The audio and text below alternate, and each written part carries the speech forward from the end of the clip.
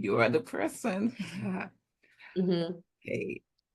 Hello, good morning. Good morning, everyone. It's a beautiful day. We are excited. Now we are on the Empowering You Nurses show. I'm Dr. Miriam Smith, the host, and I'm excited this morning. Today is a beautiful day. And here I have a beautiful person to share with our young nurses areas of nursing, areas within the healthcare system where individuals can be helped. And we deal actually with patient-centered care. And we know also that patients, whenever they come for care, healthcare, they don't come just with physical illnesses. They do have emotional, spiritual, social, economical, physical, and all the different elements that make up health, good health. And we know that health is wealth. And this morning, I'm so excited on the Empowering Your Nurses show to just tell you about someone who is special, who has been contributing to healthcare in her own way. And so I would like to introduce to you Miss Sari. She will pronounce it better than I do, but I just want to let you know that I just want to say thanks to you, Miss Sari, for having accepted this invitation to be on the world with our new nurses, older nurses, and those nurses who are just have retired and they decide to support this venture. And so I would like you to tell us a little about yourself and the work that you do. Thank you. Thank you so much, Miriam, for inviting me onto your platform. And I'm really excited to be here. It was so lovely meeting you and just seeing our grandkids. And like you're a retired nurse is such a beautiful thing, and that this is what you're building now in your life and sharing in this way. So I do really thank you for inviting me here. Hi, everyone. My name is Siri Rishi and Siri Rishi Kar, and I'm a Kundalini Yoga teacher. I am a trainer of teachers. I have my own school here in Brooklyn, in Bed-Stuy, in New York City. And Kundalini Yoga is a very vast system of yoga. It's a niche style. A lot of people have started hearing about Kundalini. It's been around for a very long time, but it wasn't as popular as, say, Vinyasa or Hatha or Bikram.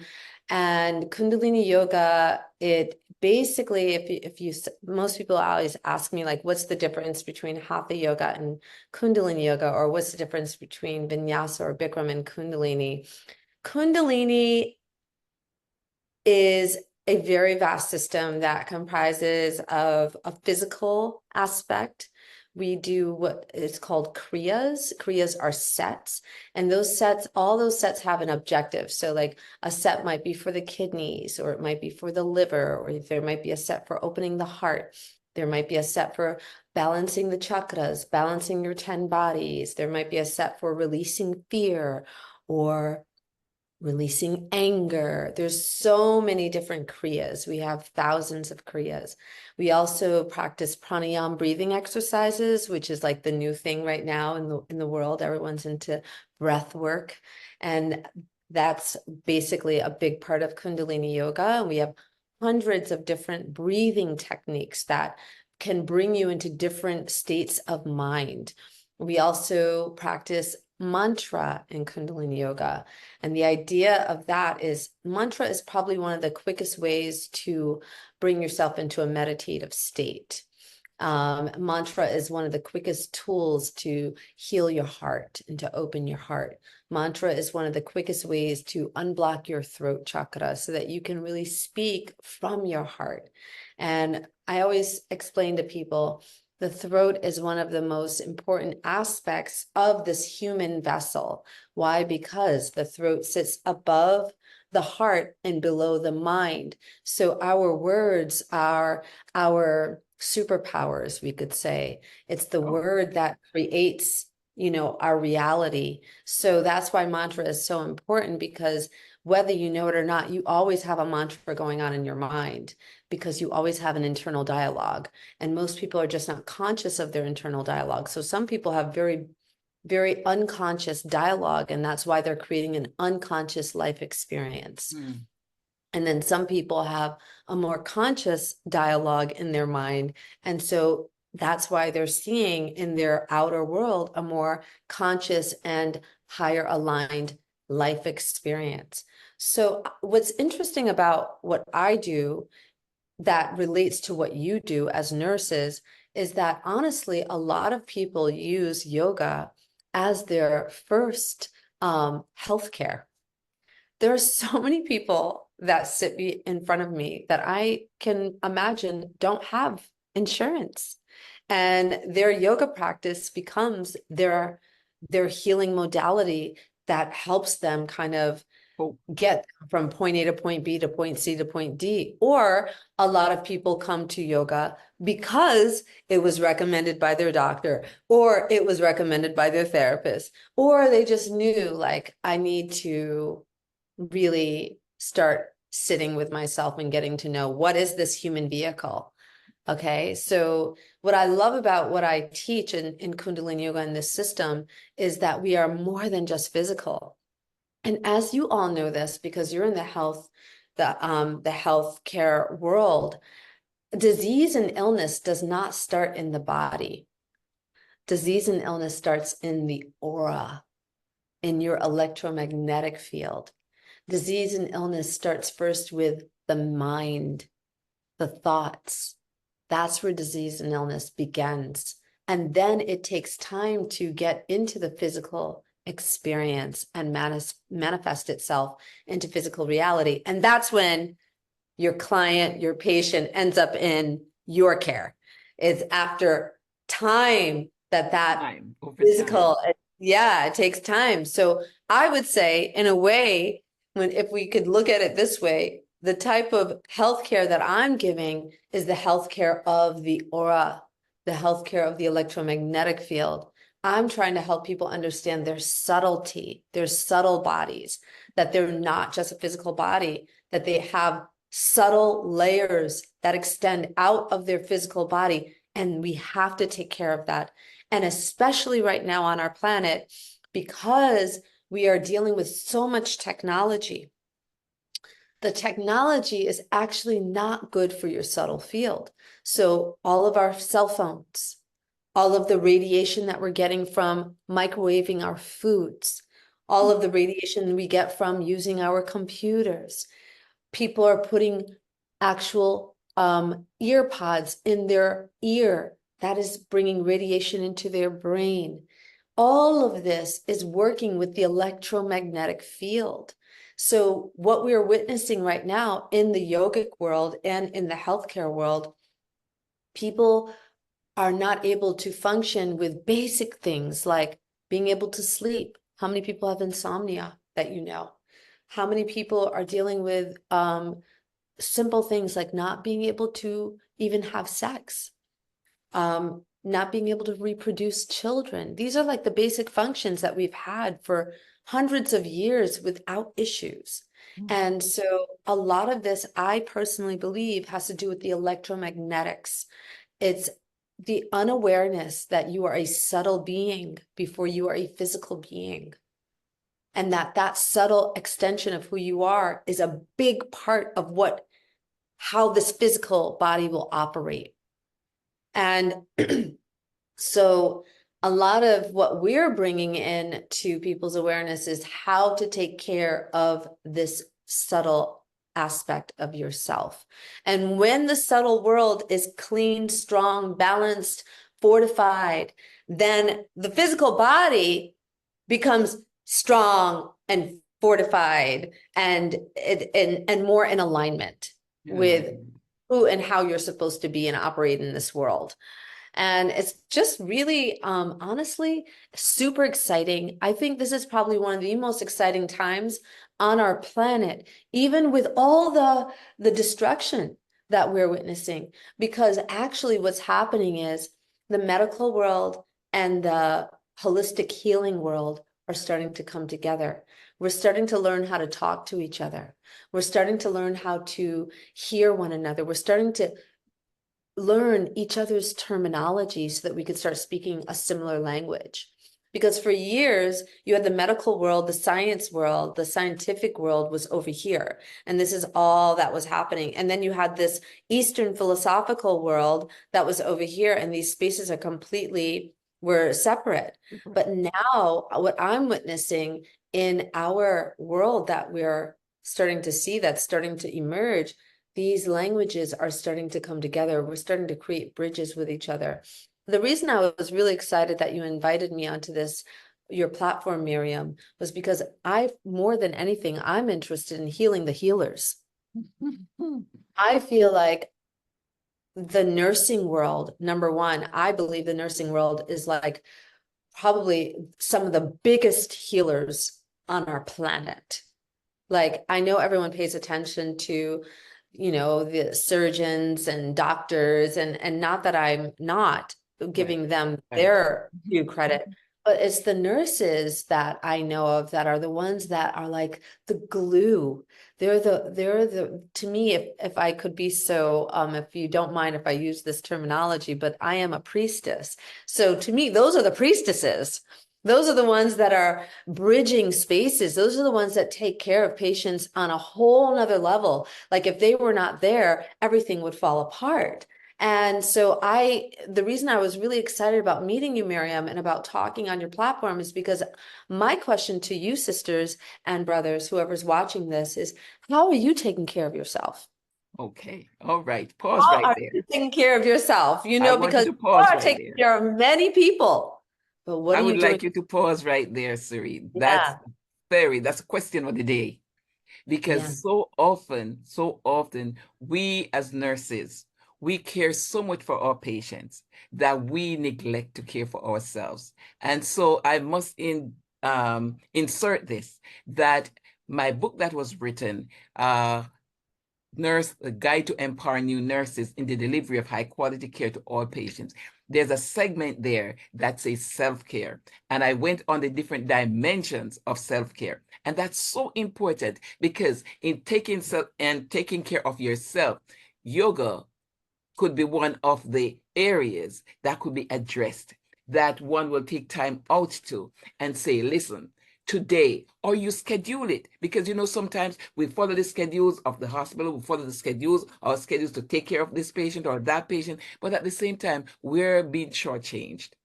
And so yes, I'm so happy that you came up with that, because I must hasten to say that during COVID, I'm not sure what your experience was like. I know we're coming down to the end, but during COVID, we actually had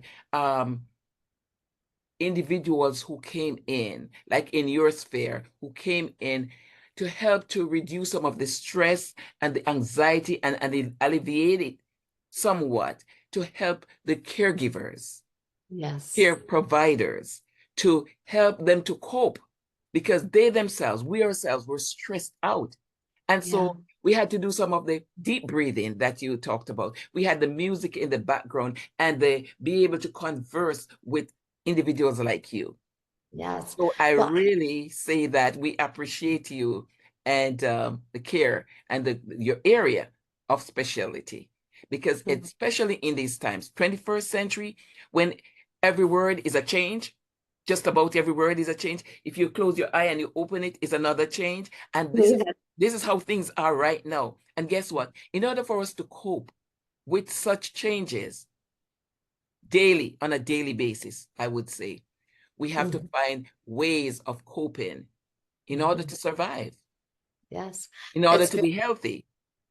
it's so true. It's like our hard drive. One thing my teacher Yogi Bhajan used to always say is that the biggest problem that we're going to have in this time that we're living right now is our hard drive, our nervous system is going to have a difficult time keeping up with the information.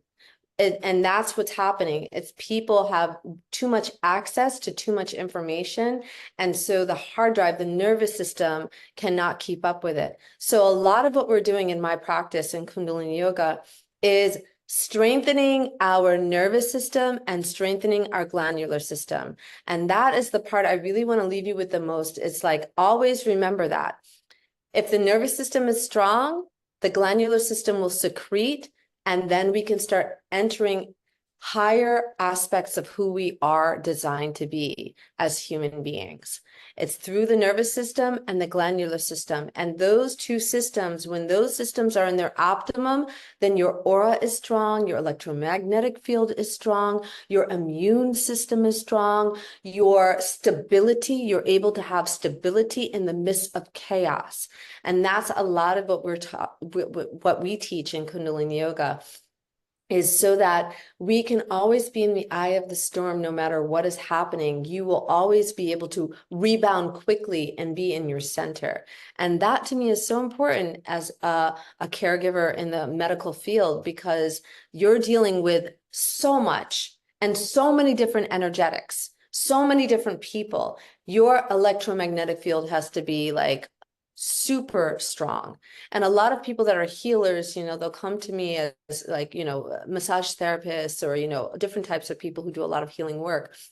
And they'll tell me like they feel drained. And I always explain, as a healer, as a person that is taking care of other people, you have to take care of your aura, because your aura is always taking in other people's energy. So if you don't have a daily regimen where you're able to restore your aura, strengthen your auric field, and sit with yourself and strengthen your core so that you are always operating from your center.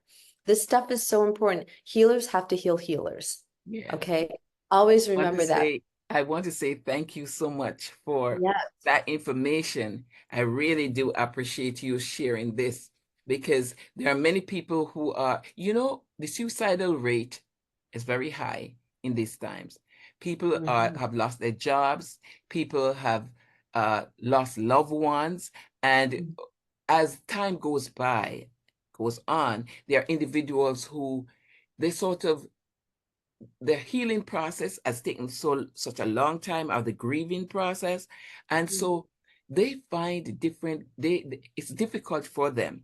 But the person who have acknowledged God and have acknowledged someone who they can relate to, or who has resources to help them cope, that those people are different and they're able to go. And so I'm happy you're there to help even in these times when people are so stressed. There are Yes. many stress factors out there, but when we think of the self-care, when we think of the dimensions, we think of the spiritual, we think of the social, we think of the emotional, the economical, and when they are addressed, people will certainly benefit from such experiences. So today, I am so excited that you took the opportunity to come. And it's so important because the way we met, it was through continuancy and consistency. We're not selfish. In terms of we're caring for the future generation. We're thinking of them taking over and be positive role models, right? And so as we will have our young nurses taking on the baton is handed to them and they're carrying on caring for others, we're letting them know that there are other aspects of their nursing career that they need to embrace, and that is self-care. And so I met your little grandbaby, and you met my little grandson at the session that we participated in. And that was so lovely, because we see the next generation coming up. And we are able to embody, we are able to encourage, we're able to be models for them so that they can be real, they can meet their highest potential. And you know that each person is special, and each person has the capacity to be the best of whatever they choose to be. That's right. And so how can someone contact you? Say, maybe some of our young nurses want to, touch base with you. How can they connect with you? Well, I have a website. It's called temple143.com. And that's usually where I have everything that I'm participating in and offering listed. I also do That's Temple One? temple143.com. I am based here in Brooklyn in Bed-Stuy. I also hold classes in person and online. I also have a membership program that is virtual, where there's a whole archive of classes and meditations that people can participate in. And I also meet live, and I do live events through my membership portal. There's so many different ways, but I'll just leave it there for now. Temple143.com. I hold retreats. I hold local retreats. I have a retreat that just sold out that is happening this weekend in the Hamptons. Great. Yeah, in Long Which of the Island. Hamptons? Which of them? East, South, Uh, I'll be in East Hampton. East Hampton. Okay. So I try to hold like immersions in East Hampton so I could do things locally. And then I also do things that are a little bit further out. But I have a retreat in August, at the end of August, the 22nd to the 26th in Colorado. So That's I have exciting. The multiple 26th is ways. my birthday, so Ah, happy birthday. The 5th is mine, so we're both August babies. when yours will be? Mine is the 5th, August 5th. Ooh, okay, that's Monday coming. Yes. Wow. Wow. So yeah, there's multiple ways that I can be reached, but virtually, I do a lot of work virtually. So we will touch base. We will. And definitely we can share, share space. We can share space at times I and would love get information across the world. that. So I just want to say thanks so much for coming on and how you can connect. I thank you for that information. Others have listened, and this will be posted so on YouTube and on the podcast. So you'll be able to see Amazing. yourself and of course comment. And how can they connect with me? It's Miriam Amanda Smith, Dr. Miriam Amanda Smith on YouTube and Podcast Mayor. That Empowering New Nurses. That's on my podcast, and Instagram is Podcast Mirror. So information, my book is on Amazon and it's a bestseller that can be conveyed, can be picked up. And information is there, not information that's relevant only to nurses, but I've done the grieving process, I've done communication, and we all communicate in one way or the other. I've given experience of my 9/11 experience, my COVID experience, and to help others believe that they can do whatever they perceive themselves to do.